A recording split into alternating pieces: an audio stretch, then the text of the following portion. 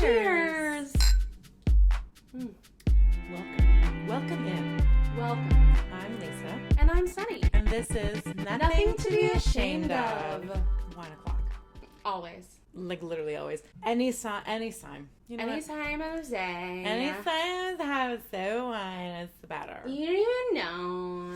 What if I actually smoke like that? I hate myself. It would be hard for me to talk to you. Yeah. So, I'm glad you don't. So I just watched Dirty John on Netflix. Mm-hmm. Boyfriend and I watched it. It was a podcast. I think Los Angeles Times, Chris Goffard was his last name for sure. Something Goffard. I listened to it 2 years ago, and they just came out with a Netflix show, and it's got Eric Bana and Connie Britton, and there are these two girls. I forget the one girl, but she's British, and the other girl's blonde. And they're like from Orange County, and they're like, so like, Mom, oh my God. There are moments, they like really play it up, I'm sure, but there are just like so many moments where I'm like, how does anybody want to fuck those girls? I don't know. I watched part With of a bag one over their episode. head, probably. Yeah, probably. Bag sex. Sorry, you go ahead. Bag sex. I watched part of an episode with you and Boyfriend, and the one actress whose name is Juno Temple. Yeah, she's the Brit. Yeah. Yeah. I remember being like, whoa, like what good acting work she's doing. First of all, doesn't even look like herself, which she really disappears into the character, is all I'm saying. I guess that's a good thing Yeah, as an that's actor. the goal. As an actor, that's the goal. The word disappear is a little scary to me. Yeah. Yeah, but what do we know her from, though? What else is she in? She's been in Drunk History. Yes. Something else? And we watched a movie with another actress where she played like a young nanny. Juno Temple did. Got it. And she ended up sleeping with like the mom of the kids. Sexual. Or sort of. It got like there was sexual tension. I don't remember the name of the movie, but you can look it up with your internet. Sexual tension times. For Juno Temple. I guess not sexual tension if she's getting it in. Yeah. I don't know the details. I don't remember the details. Anyway. Yeah. What are we talking about today? Oh my gosh. We are talking about a couple different stories and what they all mean. Got it. So there are wildfires in California right now. They're really bad. No good. People are dying, burned up stuff, bad news. Turns out, I didn't know this, at least one of them was started by a gender reveal party gone wrong. Dun dun dun. Which I found out this morning. Got it. Just last night, I was looking at a BuzzFeed listicle. She loves listicles. I love a listicle, my favorite pandemic activity. Pandactivity.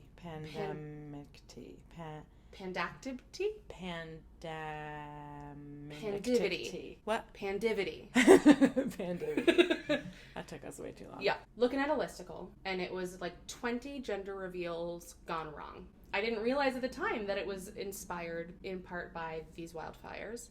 And I read this morning that the woman who's like credited with creating the gender reveal party has said, don't do it anymore. Which I feel great about, because I think that with like the advent of social media and so many things that people say being tracked and committed to the annals of the internet for all of time, it's perhaps even more difficult for people to double back and adjust and feel okay adjusting and saying like, hey, this was a bad idea, I was wrong. Yeah, and I agree. I also think that isn't human nature. Like you're allowed to change your mind, you're allowed to change your path, you're allowed to change that stuff however it looks. So like the fact that she changed her wording, I'm sure some people will be like, well, she's just a hypocrite. It's like, or she just grew out of the fact that she realized that gender reveal isn't her business. Yeah. And so she's on two like sort of channels. Is she doubling back and saying, hey, maybe we shouldn't do this anymore. The first is like, hey, you guys are like setting things on fire. That's because you don't know how to behave. Right. Misbehaving. Because, and she said in this article, because everyone's looking for the likes. So they're trying to do bigger and bigger things for the internet. Yeah. I mean, I watched a video of a hippopotamus chomping down on a watermelon that was filled with blue Jell-O last night. And then tell me the other two that you said. There was another one, and it was like a blue lasagna. It looked like I said probably was just like an Alfredo sauce with blue. But like blue is not a food you want to eat. No, not... I mean, you know what I mean. Blue is not an appetizing color. Not like a baby blue. Yeah, I mean, even like a berry blue. Yeah, like a blueberry. But like a blue raspberry icy? No. That's child's play. Yeah. The third was... Guys, just get ready. A woman laying face down, like front down on the floor. I already hate that. Bottomless. She farts, and blue powder came out of her ass. I know. I'm so offended. I was so offended. But also you watched it. Yeah, because it was there for me. See, this is the problem. Well, that's the control issues. Yeah. Or lack of control issues. Yeah. Do you know what I mean? Sure. I'm not saying you. I'm just saying... The internet. Yeah. Like, you see a little icon, like, ooh, I gotta see this butt cheeks. Mm-hmm. Whatever. Well, yeah, and I don't think that I knew she was gonna fart and powder was gonna come out. It was the last one on the list. It was like, and finally this, like, monstrosity. Holy. What if she had sharded? How embarrassing. Awful. Also, I just need a minute to catch myself. Yeah. Here's my gender reveal. I was the fourth kid. My mom opened her legs, popped me out. Boom, it's a girl. Yeah. That's how it works. Yeah. You know? And I also happen to identify as a woman. So, like, right. But I just feel like, you know, everybody's allowed to be who they want to be or whatever. But you shouldn't be... I still personally don't love the gender-specific stuff, like the gender stereotypy stuff, where it's like, you're a girl, you're gonna like dolls and stuff. Like, I have a niece and a nephew. My nephew just happens to like video games and playing chess and boy stuff. My niece wants to always show me her new dresses. Like, she just happens to like girl stuff. My sister-in-law and my brother have been like so good about it. Like, I think I got a picture years ago. My nephew went to the dentist and it was like, pick a toy, and he picked a tiara. Yeah. And, like, was 4 or 5, and, like, it wasn't like, oh my god, he's gonna be gay. It was like, oh, he just likes that. Yeah. And, like, that kind of stuff just gets to be okay. And I don't love when everything's super specific. Again, I happened to just, like, be a girl who, like, I liked to play in dirt and make forts and ride my bike around my parents' property, but I also, like, wanted to wear high heels and have a baby doll. You know? Like, your gender expression is stereotypically female. Yes. In some ways. Yeah, in some ways it's not. And but so then I also love bugs, and you think that's one of the funniest things about me. I love that you love bugs. I love it so much. Well, I grew up in the country. I love bugs.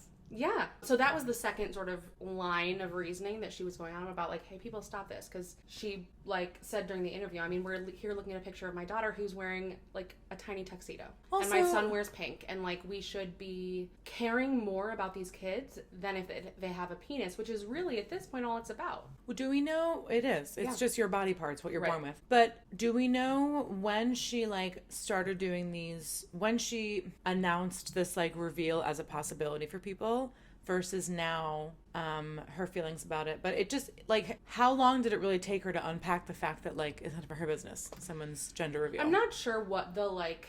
arc was. What the arc was. I mean, her kids are children still, but, you know, and it was something that she probably thought was really fun, and then has, you know, now had to sort of come to Jesus about it and realize that it's not, and perhaps it turned into something she didn't intend it to turn into. And when they call her the, like, creator of the gender reveal party, I don't know if that means she was just the first person to, like, do it and put it on the internet. Or if she was like, let's do these things, like everybody gender parties. And I sort of, based on the conversation with her, I would imagine it's that she just had an idea and put it on the internet and got popular. Popular. Exactly. But I did think that it's fantastic that she could say, like, hey, sorry guys, I didn't mean for this to get out of hand, and, like, here are the reasons why this is maybe something you should not be doing. Because I was thinking about J.K. Rowling. I was just thinking about her, and I don't know why. Okay. I think because you were talking about creator, and I was thinking about how she created Harry Potter and all that stuff. But tell me why you were just thinking about her. So J.K. Rowling, I think last month, maybe the month before, and I don't know all the details because I sort of skimmed the headlines, put out a tweet about protecting women. Okay. Someone pointed out to her that she was using the term woman in a very exclusionary way, because she was talking specifically about women who get their periods. Okay. And instead of saying... people who menstruate. Yeah, people who menstruate. Or, okay, let's open up to women who don't get their periods, because lots of women don't. Yeah. I mean, I do, but I'm medically induced. Right. So not only... yeah, it's not just a trans issue that there are people who identify as women who may not have, like, the plumbing, but also there are people who 60 years ago would have been still medically considered a woman who don't get their periods. And instead of saying, thank you for pointing this out, you're right, I was being exclusionary, she doubled down. That's a shame.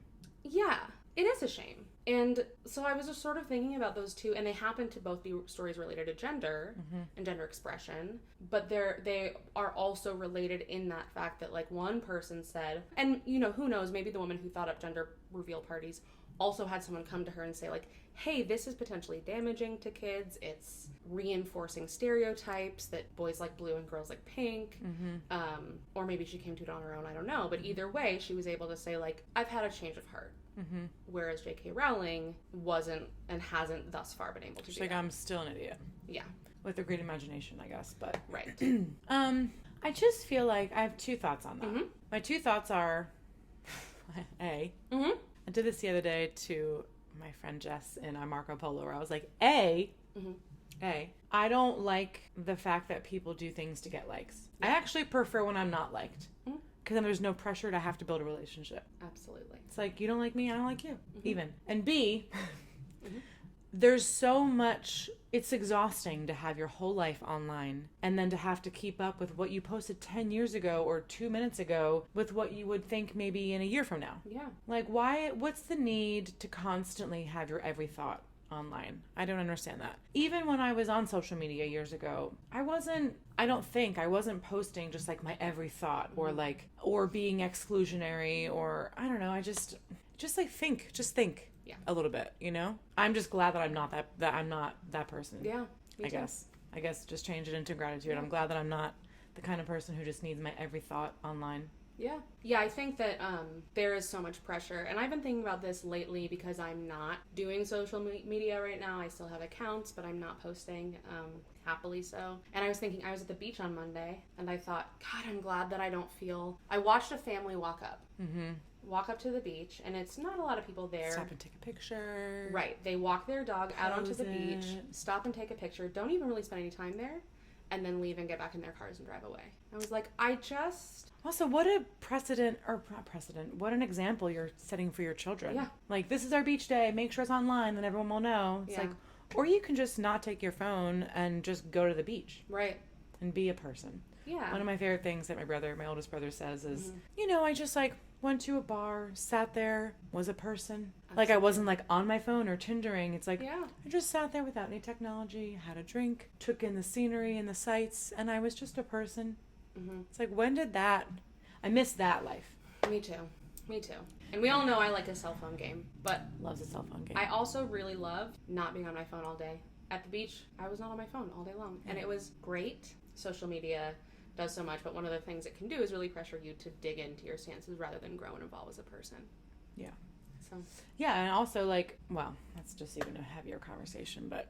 I think that growth is okay and is encouraged and is good. I just think about boyfriend, for example. I don't like a lot of the decisions that he's made in his life because they impact me in a way that I don't appreciate, but there's no other way that we can do it. So I just deal with it. But I am glad that he has grown to be the person that I want to be with now. Yeah, absolutely. So, and he's even talked to me about, you wouldn't have liked me 10 years ago, or you wouldn't have liked me when I was 25, or whatever, so I'm glad that he has grown into the person that I feel honored to be with.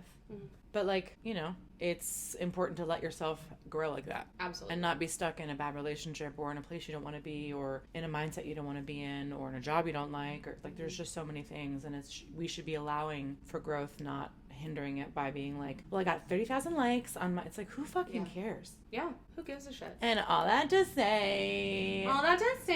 There's nothing to be ashamed of. Could you imagine? It's like the Crystalia drunk girl. Yeah. Oh my God. Yeah. And you don't even know. Yeah. It's 3 drinks as you do the math. Yeah.